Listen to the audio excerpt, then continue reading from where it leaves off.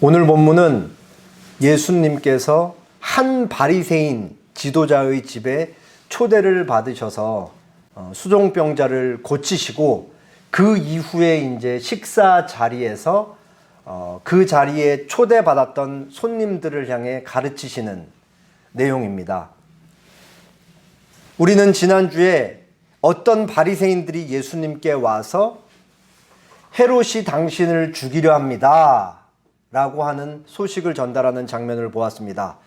예수님께서는 그 얘기를 듣고 오늘 내일은 내가 병을 고치고 귀신을 내쫓으며 그리고 하나님께서 마지막 맡기신 그 죽음의 자리까지 내가 반드시 갈 것이기 때문에 나는 헤롯을 두려워하지 않고 오늘 하나님께서 나에게 맡기신 그 길을 계속 걸어가다가 십자가에 죽을 것이다 라는 것을 말씀을 하셨죠. 그리고 예수님께서 끝까지 돌이키지 않는 예루살렘을 보시면서 애통해 하셨습니다. 예수님께서 수많은 기적들과 가르침을 주셨음에도 불구하고 돌이키지 않는 예루살렘, 결국은 예수님께로 돌이키지 않으면 하나님께 심판을 받을 수밖에 없으므로 예수님께서는 그 돌이키지 않는 그 이스라엘 백성들을 상징하는 그 예루살렘 도시를 보면서 애통해 하셨죠. 그러면서 예수님께서는 너희가 주의 이름으로 오시는 이를 찬송하리로다 할 때까지는 나를 보지 못하리라고 하셨습니다. 그들이 이제 황폐해질 것을 말씀하시면서 나중에 모든 사람들이 예수님을 주님의 이름으로 오시는 분으로 찬송할 그때에까지 예수님을 보지 못할 것을 말씀하시면서 다시 한번 사람들에게 돌이킬 수 있는 여지를 주셨습니다. 그리고 이제 오늘 본문이 등장합니다. 조금 제가 자세하게 나눴기 때문에 다 소개하진 않고 눈으로 보시고 제가 덩어리로만 말씀을 드리겠습니다. 14장 1절부터 6절까지는 예수님께서 초대를 받으시고 거기서 이제 병자 한 명을 고치시면서 일어나는 사건을 다루고 있어요. 그 자리가 이제 마무리가 되고 이제 식사 자리로 옮겨가면서 14장 7절에서 11절까지는 그 한 바리새인 지도자들에 의해 초대를 받았던 다른 손님들, 본문의 율법 교사들과 바리새인들이라고 나와 있는 그들에게 가르치시는 내용이고, 마지막 부분은 14장 12절에서 14절까지는 예수님께서 예수님을 초대한 자, 그 바리새인 지도자에게 하시는 말씀으로 이렇게 크게 세 덩어리로 되어 있습니다. 오늘 말씀을 통해서 본문에 나타난 바리새인들과 예수님을 비교하고 참된 안식은 무엇인가에 대해서 다시 한번 생각해보며 참된 안식을 누리는 자로서의 삶은 어떠해야 하는가도 생각을 해보도록 하겠습니다. 이제 본문을 보도록 하죠. 14장 1절 2절입니다. 안식일에 예수께서 한 바리새인 지도자의 집에 떡 잡수시러 들어가시니 그들이 엿보고 있더라. 주의 앞에 수종병 든 한 사람이 있는지라. 시간적 배경은 안식일이에요. 그리고 한 바리새인의 지도자, 그러니까 바리새인의 무리들 중에 지도자격에 속하는 한 사람이 예수님을 초대를 했던 것이죠. 예수님께서 그 사람의 초청에 응해서 같이 식사를 하기 위해 그 사람의 집에 들어가십니다. 그런데 흥미롭게도 누가가 예수님께서 초대를 받아서 식사하시기 위해 들어가셨다라고 얘기한 후에 한 가지 추가 설명을 붙여놨죠. 뭐냐면 그들이 엿보고 있더라라는 얘기를 덧붙여놨습니다. 우리가 이제 이미 13장까지 다 보았기 때문에 예수님이 얼마나 많이 바리새인들이랑 대립각을 세우시고 바리새인들의 문제점을 지적하시고 그렇게 함으로써 그들에게 회개를 촉구하고 그들의 잘못된 생각을 계속 깨셨다라는 사실을 우리가 잘 알고 있죠. 11장 말미에 보면 이런 말씀이 나와요. 53, 4절인데 거기서 나오실 때에 서기관과 바리새인들이 거세게 달려들어 여러 가지 일을 따져 묻고 그 입에서 나오는 말을 책잡고자 하여 노리고 있더라. 이게 어느 장면이었냐면 예수님께서 육화를 선언하셨을 때요. 세 가지 화를 바리새인들에게, 세 가지 화를 율법 교사들에게 말씀을 하신 후에 이 사람들이 너무 화가 나가지고 그 장면이 끝나고 예수님께 득달같이 달려들어서 예수님한테 나오는 입에서 행동에서 뭔가 책잡을 게 있는지 거세게 그렇게 덤벼들었다. 그 얘기를 하고 있는 거예요. 그리고 우리가 13장에 가서 또 들었던 말씀이 있죠. 예수님께서 회당에서 안식일에 18년 동안 몸이 꼬부라져서 전혀 펴지 못하고 있는 여자를 고치셨더니 그 자리에 있던 이 바리새인 이 무리들이 어떻게 반응을 했어요? 막 분냈잖아요. 왜 안식일에 사람을 고치냐고 하면서. 그때 예수님께서 그들을 질책하시면서 문제될 게 전혀 없다. 이것이 맞는 일이다라고, 이것이 합당한 일이라고 그렇게 천명하셨었죠. 그토록 예수님께서는 반복해서 바리새인들의 생각을 계속 두드리면서 깨시고 그들의 문제점을 지적하심으로써 어떻게든 그들이 돌이키길 바라셨죠. 근데 예수님께서 그 18년 된 병자를 고치시는 그 본문에 그때 설교할 때 제가 이런 말씀을 드렸어요. 그게 이미 13장이었는데 그 앞에 많은 예수님과 바리새인들의 만남이 있었음에도 불구하고 이들은 전혀 변한 것이 없었다 라고 말씀을 드렸죠. 바리새인들은 멈추질 않았어요. 이 예수님에 대한 바리새인들의 이 분노는 꺼지지 않는 산불과 같이 굉장히 맹렬하게 계속해서 불타오르고 번지고 있었던 것이죠. 그렇기 때문에 이런 맥락에서 오늘 본문을 다시 보면 이 바리새인 지도자가 예수님을 초대한 것이, 그리고 누가가 덧붙여 놓은 그들이 음흉한 눈빛으로 예수님이 뭘 하는지 어떤 말씀을 하시는지 엿보고 있었다라는 이 표현들을 보아서 결코 선한 의도로 예수님께 맛있는 식사 대접을 하면서 예수님으로부터 좋은 말씀을 듣기 위해 초대한 것이 아님을 우리는 알 수가 있는 것이죠. 그 집 안에 수종병 든 사람이 한 사람이 있었어요. 여기서 수종병이라는 것은 몸에 액체가 차는 병을 가리켜요. 그러니까 제가 조금 학자들의 도움도 받고 또 현대의학 관련된 검색을 좀 해보니까 주로 간이나 심장이나 신장이 안 좋을 때 이제 체내에 물이 차는 거죠. 그러니까 제가 그냥 나름 쉽게 이해를 하려고 설명을 드리면 간 안 좋은 분들이 이제 되게 간이 안 좋아지면 복수 차잖아요. 그런 걸 좀 생각을 하시면 될 것 같아요. 정확히 이 바리새인 지도자의 집에 있었던 수종병자의 병세가 얼마나 악했는지는 모르지만 어쨌든 누가가 구체적으로 수종병이라고 기록한 것으로 보아서는 눈으로 볼 때 어느 정도 이 병세가 보여지지 않았나라고 생각을 해볼 수 있을 것 같습니다. 이 수종병자가 어떻게 그 자리에 있었는지는 정확히 알 수 없을 것 같아요. 자기 스스로 왔다라는 학자들의 견해도 있고 아니면 바리새인들 무리에 의해서 그 자리에 붙들려서 나오게 될 수밖에 없었다. 제가 보기엔 후자, 그러니까 바리새인들이 이 사람을 데려다 거기다 놨다. 왜냐? 예수님을 책잡기 위해서. 이게 좀 더 타당한 것 같습니다. 근데 이 사람은 몰랐겠죠. 이 바리새인들이 왜 자기를 그 잔치 자리에 초대했는지.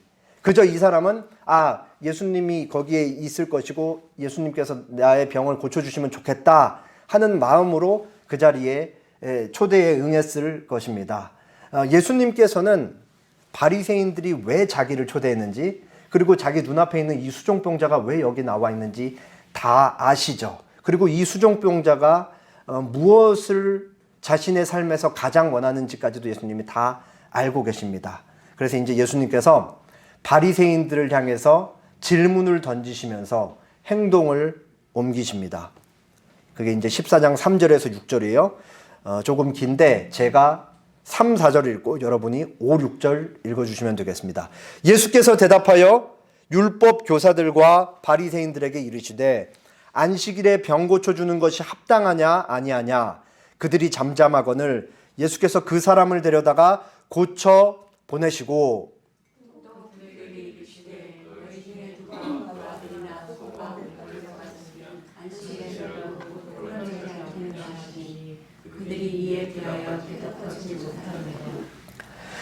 예수님께서 이제 율법 교사들과 바리새인들에게 먼저 질문을 던지시죠. 안식일에 병 고쳐주는 것이 합당하냐 아니하냐. 그러니까 갑자기 그 자리에 있었던 바리새인들과 율법 교사들이 꿀먹은 벙어리가 되듯이 묵묵부답으로 가만히 있었습니다. 그러자 예수님께서 그 사람을 불러서 잡으시고 고치셨어요.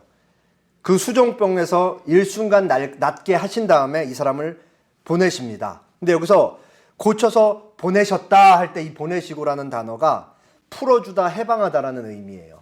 그러니까 이 사람이 질병에서 오랜 시간 매여 있었다가 예수님을 만나서 예수님이 기적으로 그 예수님께서 가지신 능력으로 그 사람을 고쳐주자 이 사람이 해방되었다, 자유를 찾았다, 풀어줬다. 예수님께서 그렇게 하셨다. 그래서 이 사람은 마땅히 안식일에 누려야 될 참 안식을 예수님께서 병을 고쳐주심으로써 참 안식을 누릴 수 있게 되었던 것이죠. 예수님은 지금 무엇을 하고 계신가? 단순히 그냥 수종병 든 사람 하나를 고치고 계신가? 그렇지 않습니다. 예수님께서는 지금 많은 바리새인들이 보고 있는 앞에서, 그리고 한 바리새인 지도자가 좋지 않은 의도로 자기를 초대해서 그 자리에 응하시면서 예수님께서는 이 사람을 고쳐주시며 구체적으로 뭔가 하나를 드러내고 보여주시고 계신 거예요. 그게 자기 자신은 누구인가라는 것을 보여주고 계신 거죠. 누가복음 4장 17절부터 19절에 예수님께서 갈릴리 공생의 사역을 시작하실 때 갈릴리 회당에서 이사야서 말씀을 꺼내 읽으시면서 설교를 하시고 자기의 메시아 사역에 대해서 이렇게 규정하시면서 나의 메시아 사역은 앞으로 이럴 것이다 라고 이렇게 말씀하셨어요. 4장 17절에서 19절입니다. 선지자 이사야의 글을 드리거늘 책을 펴서 이렇게 기록된 데를 찾으시니 곧 주의 성령이 내게 임하셨으니 이는 가난한 자에게 복음을 전하게 하시려고 내게 기름을 부으시고 나를 보내사 포로된 자에게 자유를, 눈먼 자에게 다시 보게 함을 전파하며 눌린 자를 자유롭게 하고 주의 은혜의 해를 전파하게 하려 하심이라 하였더라. 지금 예수님께서 바리새인들이 지켜보고 있는 앞에서 수종병을 고치신 게 예수님께서 지금 하시는 그 일이 바로 이 눈먼 자에게 다시 보게 함을, 포로된 자에게 자유를, 눌린 자를 해방하는 그 일을 메시아로서 하고 계신 것을 그 사람들에게 보이신 거예요.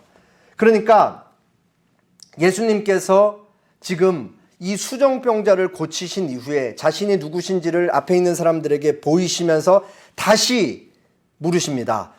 또 그들에게 이르시되 너희 중에 누가 그 아들이나 소가 우물에 빠졌으면 안식일에라도 곧 끌어내지 않겠느냐. 잘 생각해봐라. 너희가 만약에 오늘 식사 자리가 끝나고 집으로 돌아가다가 너희 아들이 만약에 우물에 빠져 있었다. 그럼 안식일임에도 불구하고 너희 구하겠냐 구하지 않겠느냐. 할 말이 없죠. 당연히 구할 것이니까. 심지어 사람이 아니라 소, 가축이 빠져 있더라도 구할 것이냐 안 구할 것이냐. 당연히 구하겠죠. 그 가축이 나에게 재산이기도 하고 너무 소중하니까. 그러니까 이 사람들이 두 번째로 묵묵부답, 아무런 말을 못하고 대답하지 못하니라 라는 반응으로 이 첫 번째 내용이 끝납니다. 근데 이 사람들이 예수님의 질문에 대답을 못했다라 그래서 마음속 깊숙한 곳에서부터 예수님을 인정하고 예수님께 온전히 동의했다라는 것을 의미하진 않죠. 이 사람 마음속에 지금 거의 여기 이 바리새인 집안은 지금 분위기가 굉장히 살벌하고 이 사람의 내면에 있는 분노가 사실 겉으로 감지되기 마련이잖아요. 예수님을 향한 분노가 이 사건 전에 한 요 컵의 한 60%였다면은 이 사건 이후에 한 80%까지 더 많이 차서 이 사람들의 마음은 거의 막 화산이 폭발하지 계속 그 분노로 폭발하고 있었을 것입니다. 되게 우리가 다시 한번 생각해 봐야 될 게 있는데 예수님께서는 지금 한 곳 예루살렘을 향하여 계속 가고 있죠. 예수님께서 예루살렘을 향하여 가고 있다라는 말은 죽음을 향해 한 걸음 한 걸음 걸어가고 계시다는 거예요. 근데 공교롭게도 예수님께서 예루살렘에 가까워지면 가까워질수록 바리새인들이 예수님을 향한 이 증오와 분노는 점점 더 커지는 것이죠. 그리고 예수님이 그 끝까지 갔을 때는 결국 이들에 의해 고발을 당하고 이제 십자가로 죽게 되는 것입니다. 또 한 가지 우리가 이제 요 1장 14장 1절부터 6절을 통해 우리가 생각해 봐야 될 것. 이날은 안식일이었죠. 회당에서 아마 예배를 잘 드렸을 거예요. 그리고 그 이후에 식사 교제를 하기 위해 자기들끼리 예수님 초청해서 잘 모였잖아요. 근데 이 사람들은 안식일에 안식을 전혀 누리지 못하고 있는 거예요. 안식일에 안식을 누려야 되는데 안식법 때문에 안식을 전혀 못 누리고 있죠. 예수님이 안식일을 어기니까 그 안식법 때문에 예수님에 대한 분노도 커지고 과거에 쌓여왔던 이런 억울한 그리고 열받는 감정들 다 있고 거기서 이제 전혀 안식을 누리지 못하고 있는 형국이었다라는 것을 알고 있습니다. 이렇게 병고침 사건이 일단락되고 이제 식사 자리로 옮겨가요. 14장 7절에서 10절 조금 긴데 제가 7, 8, 9절 읽고 여러분이 10절 읽으시면 되겠습니다.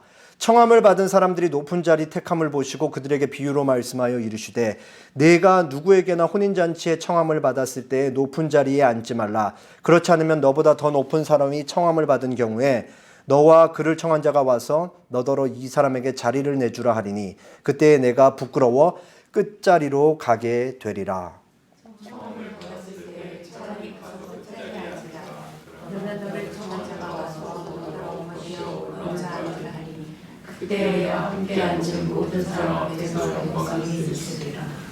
네, 예수님께서 한 가지 비유를 들죠. 이거는 거의 비유인 듯 비유 아닌 이 사람들이 잘 알아들었을 거라고 생각을 하는데 여기서 높은 자리, 낮은 자리에 대해서 얘기를 하세요. 크게 두 가지로 이제 설명이 될 것 같은데 보통 이렇게 디귿자나 U자형으로 식탁 교제가 마련이 됐다라고 해요. 그리고 1번 자리에 집주인이 앉는 경우에는 지금 이 사람들이 높은 자리를 찾으려고 했던 자리가 바로 2번이나 3번 자리, 서로 앞다투어 2번, 3번 자리를 앉았을 것이고 집주인이 만약에 상석을 내줬을 경우에는 서로 1번, 2번, 3번 자리를 앉으려고 그렇게 1번 자리를 앉으려고 계속 막 분주한 모습을 예수님이 보신 거예요.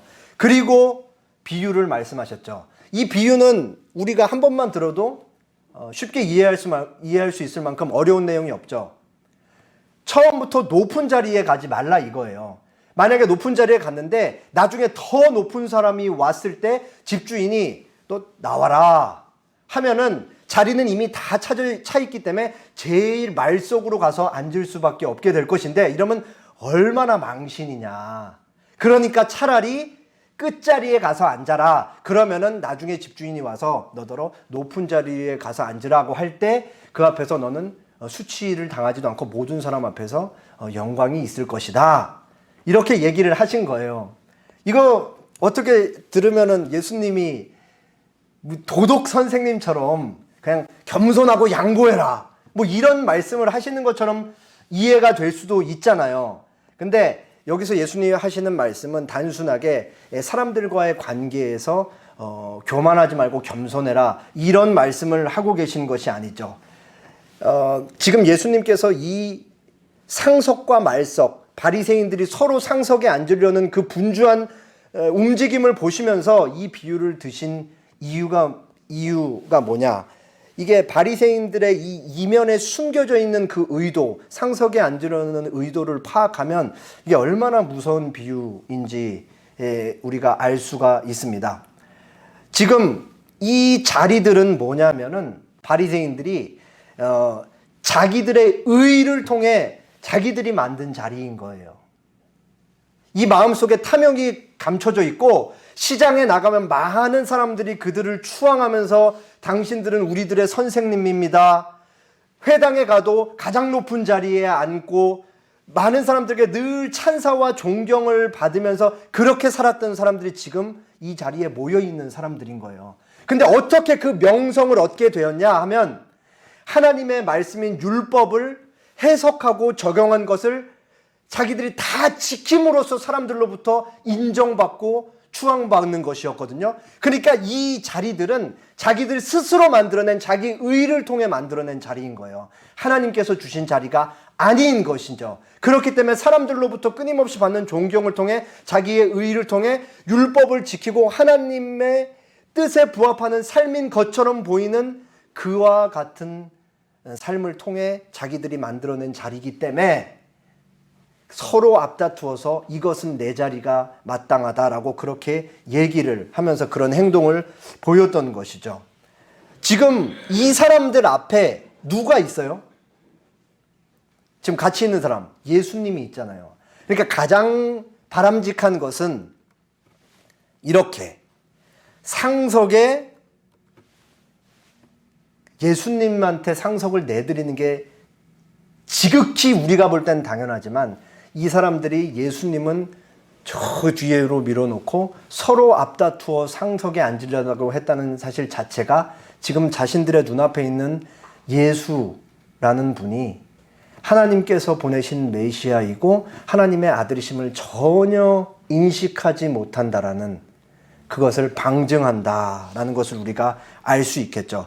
그렇기 때문에 결론이 아주 무시무시하다라고 할 수 있습니다. 무릇 자기를 높이는 자는 낮아지고 자기를 낮추는 자는 높아지리라. 여기 색깔이 좀 보이세요? 파랑색, 빨강색. 첫 번째 파랑색, 무릇 자기를 높이는 자, 현재 시제. 낮아지고 미래 시제. 자기를 낮추는 자, 현재 시제. 자기를 높이는 자, 미래 시제. 그래서 이것을 대입해서 읽으면 이렇게 되는 거예요. 현재 이 땅에서 자기를 높이는 자는 미래에 낮아질 것이요. 현재 이 땅에서 자기를 낮추는 자는 미래에 높아질 것이다. 이거 도덕적 교훈 아니라고 말씀드렸죠.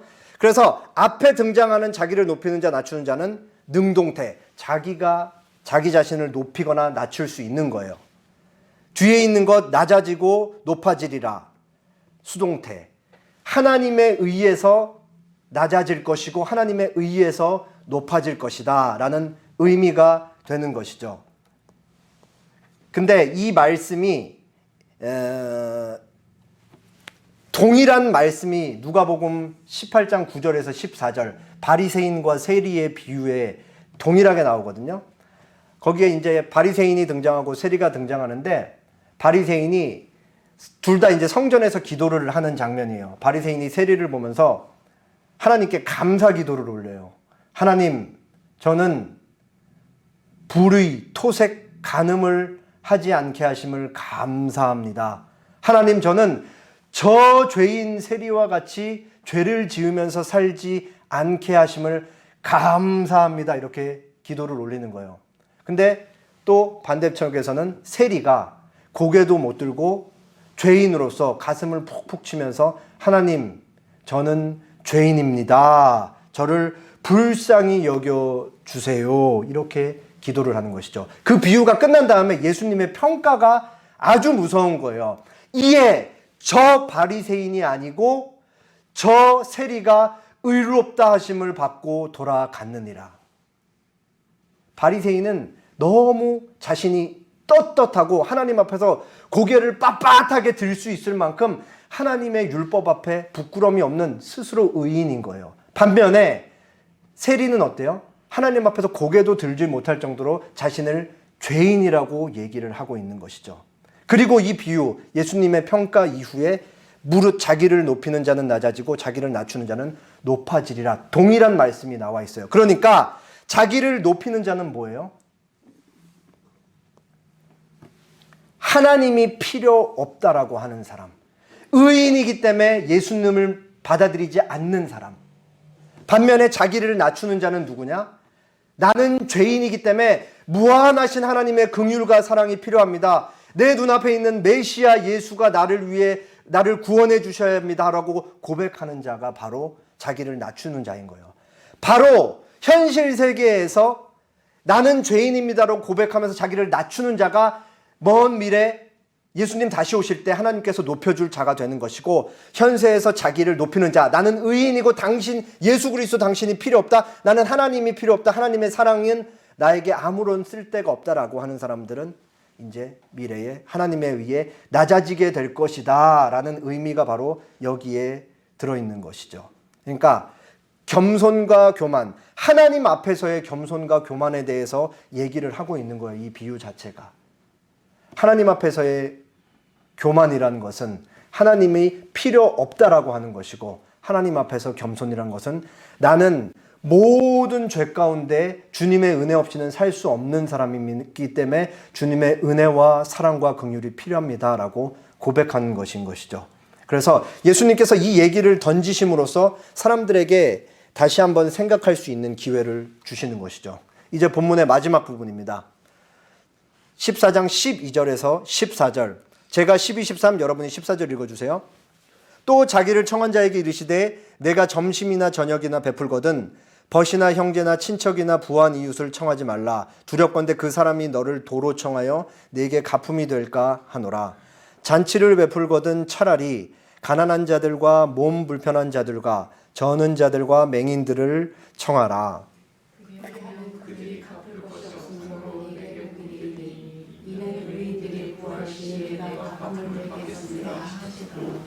첫 번째 예수님의 비유의 대상은 그 자리에 초대받았던 바리새인들과 율법사들이었고, 율법교사들이었고, 이 두 번째 말씀은 예수님을 초청한 자에게 하시는 말씀인 거예요.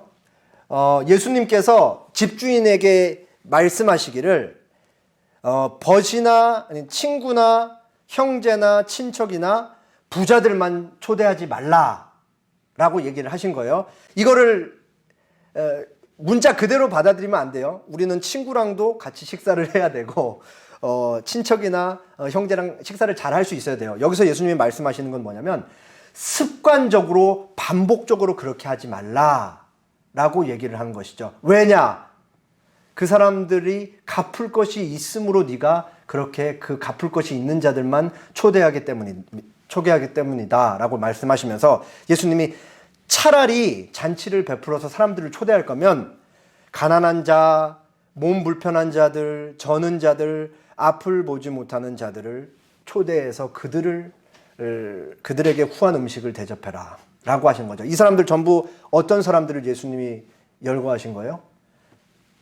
초대받아도 후한 음식을 대접받아도 갚을 길이 없는 사람들을 예수님께서 초대하라고 그렇게 말씀을 하고 계신 것이죠. 예수님이 왜 이 집주인에게 이런 말씀을 하실까? 먼저 칼빈, 종교개혁자 칼빈의 얘기를 좀 들어보겠습니다. 조금 길긴 한데 읽어볼게요.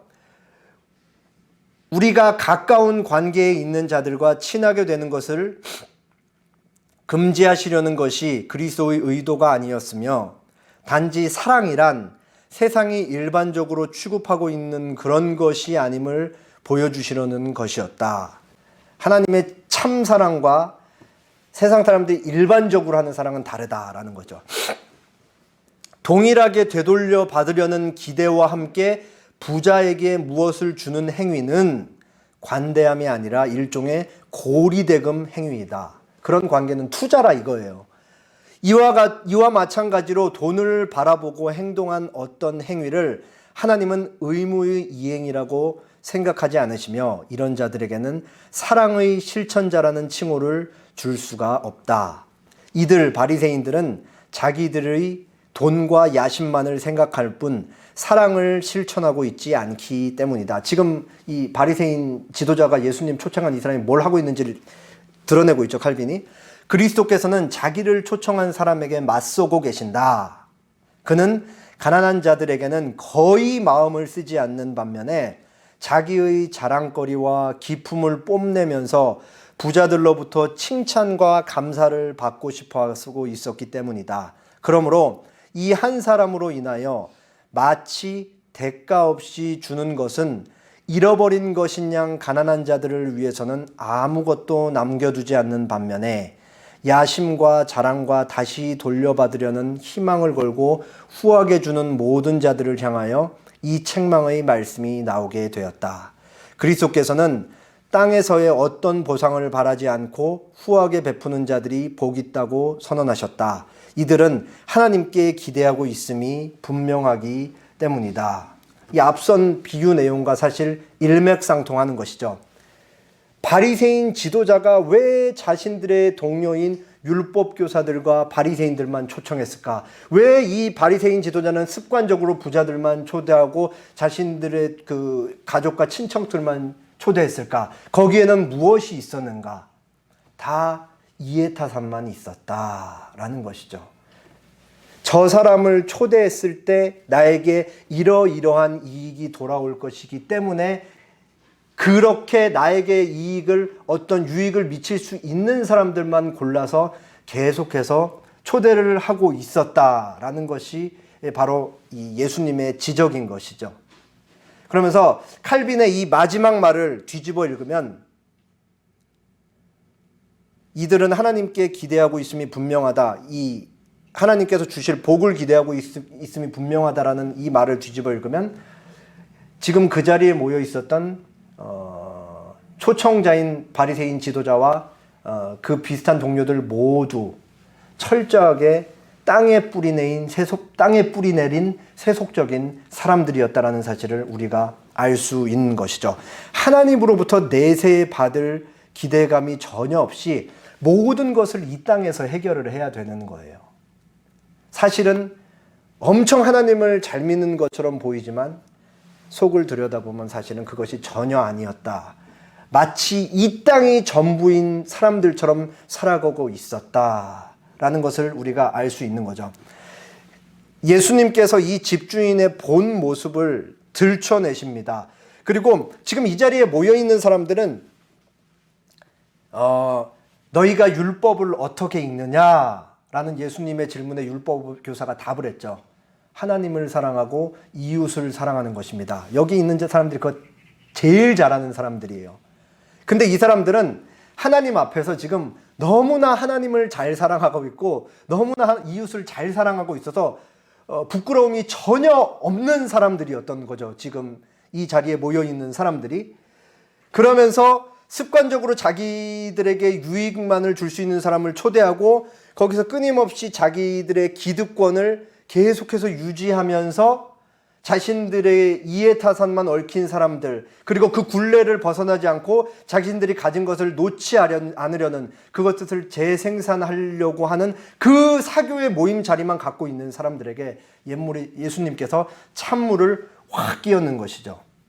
어떠한 문제의식도 느끼지 못하는 이 무감각한 자들을 향하여 마치 선한 사마리아인 비유에서 강도 만나 쓰러져 거의 죽기 직전에 있었던 사람을 그냥 보고 지나쳤던 그 앞선 두 사람과 같이 이 사람들은 영적으로 무감각한 자였던 것이죠. 거기에 예수님께서 아주 그냥 제동을 심하게 거시는 거예요. 만약에 집주인이 예수님의 말씀을 진지하게 고찰했다면 나에게 무슨 문제가 있는 것인가? 라는 생각을 했어야 마땅한 것이죠. 근데 거의 아마 그렇지 못했을 거라 알지 못하지만 생각이 됩니다. 그리고 본문은 이렇게 끝나요. 그리하면 그들이 갚을 것이 없으므로 너에게 복이 되리니 이는 의인들의 부활 시에 내가 갚음을 받겠음이라. 예수님께서 마지막으로 쐐기를 박으시죠. 너가 만약에 진짜로 하나님 앞에서 떳떳하게 하나님을 사랑하고 이웃을 사랑하고 있다면 진짜 하나님으로부터 나오는 참 사랑을 실현해라. 그것은 뭐냐면 갚을 수 없는 자들, 힘든 자들을 불러다가 초청하고 미래의 하나님으로부터 받을 복을 생각하면서 그 사람들을 대접하면서 그 사람들이 끊임없이 하나님의 긍휼이 필요하지 너도 하나님의 긍휼이 필요한 자로서 그 사람들을 동등하게 대하는 참사랑을 실현하면서 그렇게 살아라 라고 예수님께서 다시 한번 그가 가진 그 완고한 철옹성 같은 생각을 깨고 계신 것이죠. 다시 한번 말씀드리지만 얼마만큼 받아들여졌는지는 우리는 알 수 없습니다. 오늘 본문은 안식일이라는 시간적 배경에 한 공간, 바리새인 지도자의 집에서 한 공간에서 일어났다는 사실이 아주 중요해요. 이런 질문을 해볼 수 있습니다. 사람은 어떻게 참된 안식을 누릴 수 있는가? 오늘 본문에 나온 바리새인들을 다시 한번 간략하게 되짚어 볼게요. 안식일이었는데 이 사람들은 안식을 전혀 누리지 못했죠. 안식법 때문에 안식을 누리지 못했고, 그들의 입장에서 안식일을 깨시는 안식일의 주인이신 예수님 때문에 안식을 누리지 못했고, 그들의 마음속에 예수님 때문에 계속해서 분노와 증오와 적의와 적개심이 차올랐기 때문에 또 안식을 누리지 못했던 거예요. 더 나아가서 식사 자리에서도 서로 앞다투어서 분주하면서 그 자신들의 이면에 있는 탐욕을 꾹꾹 누르고 있지만 그게 삐죽삐죽 튀어나오면서 그 상석에 앉으려는 그들의 탐욕 때문에 안식을 누리지 못하고 있었죠. 그리고 계속해서 끊임없이 앞에 있는 사람들을 생각하면서 그 사람들이 나에게 어떠한 이득을 취하게 할 수 있을까라는 머리 굴리는 만남만 그 자리에 있었기 때문에 안식일에 그 사람들한테 도대체 무슨 안식이 있었겠냐라는 것을 우리는 알 수가 있는 것이죠. 그렇기 때문에 이 사람들은 예수님을 받아들이지 않는 자로서 참 안식을 누리지 못하고 그렇게 살고 있는 것이에요. 우리가 잘 알듯이 사람은 오직 주님의 사랑 안에서만, 하나님의 사랑 안에서만 참된 안식을 누릴 수 있죠. 칼빈이 이런 말을 했어요. 하나님을 아는 지식과 인간을 아는 지식은 긴밀하게 연결되어 있다. 우리가 하나님을 바로 알 때에만 인간을 바로 알 수 있게 된다. 하나님을 모를 때에는 평생 성선설이 맞는지 성악설이 맞는지도 구분하지 못한 채 저 사람이 도대체 왜 저렇게 살아가고 있는가, 저 사람은 왜 저러는가 전혀 알 수 없이 사는 것이다. 오직 하나님을 알 때만 인간에 대해서 바로 알 수 있는 것이다. 너무 중요한 말이죠. 그렇기 때문에 하나님께서 죄인에게 은혜를 베푸셔서 정말 이 뼛속까지 나의 죄가 깊이 죄로 물들어 있다. 마치 5년 이상, 7년 이상, 10년 이상 유리에 물때가 껴서 아무리 지우려고 해도 지워지지 않는 것처럼 그렇게 유리에 낀 물때와 같이 죄가 나에게 깊이 달라붙어 있다라는 것을 하나님의 은혜를 통해 아는 사람만이 예수님의 사랑에 굴복하고 나는 예수님 당신의 사랑임에 필요합니다라고 인정하고 예수님을 받아들이고 믿으며 그 사랑 안에 거할 때에만 인간은 참된 안식을 누릴 수 있다라는 것을 우리가 알 수 있죠. 하나님께서 나를 너무나 사랑하셔서 나에게 참된 안식을 허락하시기 위해서 인간의 몸을 입고 와서 십자가에 못 박혀 죽으셨다. 그것이 너를 위한 것이다, 나를 위한 것이다라는 것을 하나님께서 은혜를 주셔서 아는 사람만이 진정한 의미로서의 참된 안식에 거할 수 있게 되는 것이죠. 그리고 조금 더 발전시켜서 환원하면 그 안식에 거하는, 하나님의 사랑의 안식에 거하는 자로서 매일의 삶 속에서 하나님을 사랑하면서 이웃을 사랑하는 사람을 살아갈 때에만 우리가 참된 안식에 계속 거할 수 있다는 사실도 우리가 알 수가 있는 거예요. 왜냐하면 참된 안식, 하나님의 사랑을 받은 자라야만이 하나님을 사랑할 수 있게 되고 하나님을 사랑할 수 있게 된 사람만이 이웃을 사랑할 수 있는 거기 때문에 그런 것이죠. 다 연결되어 있는 것이죠. 그러니까 한 가지 그 예만 들어보시면 돼요. 우리 모두 다 한 번쯤은 어떤 한 사람을 혹은 두 사람, 세 사람을 심하게 미워해 본 경험이 있잖아요. 누군가 미워하면 그 사람이 하루 24시간 잠잘 때까지는 모르겠지만 여하튼 열 몇 시간, 그리고 월요일, 화요일, 수요일, 목요일, 금요일, 토요일, 주일까지 계속 내 앞에 있는 거예요. 사라지지 않는 거죠. 그 사람의 실체는 내 앞에 없어도 그 사람은 계속 여기 있고 그 사람에서 헤어나올 수 없어요. 그 사람을 향한 증오와 분노와 모든 미움을 계속해서 머릿속으로 생각으로 쏟아냄으로써 우리 마음 가운데 뭐가 다 사라지는 거예요. 안식이 전혀 없는 것이죠. 그렇기 때문에 하나님에게 사랑을 받은 자로서 하나님의 사랑 안에 거하면서 하나님을 사랑하고 이웃을 사랑할 때만 우리가 참된 안식에 거할 수 있다는 이 진리도 우리가 알 수 있게 되는 것이죠. 그런데 우리가 이제 방금도 짧게 말씀드렸지만 현실을 살다 보면 이 바리새인들의 모습과 같은 이게 우리에게도 똑같이 이 죄된 본성이 남아있다는 사실을 너무 자주 발견하죠. 어떻게 보면 우리도 끊임없이 사람과의 관계를 맺을 때 계산적일 수 있고, 나에게 도움이 되는 사람은 가까이 하고 싶고, 나에게 도움이 되지 않은 사람은 기피하고 피하고 싶고, 그러고 싶은 게 어떻게 보면 우리 안에 있는 죄된 본성일지 모르겠습니다.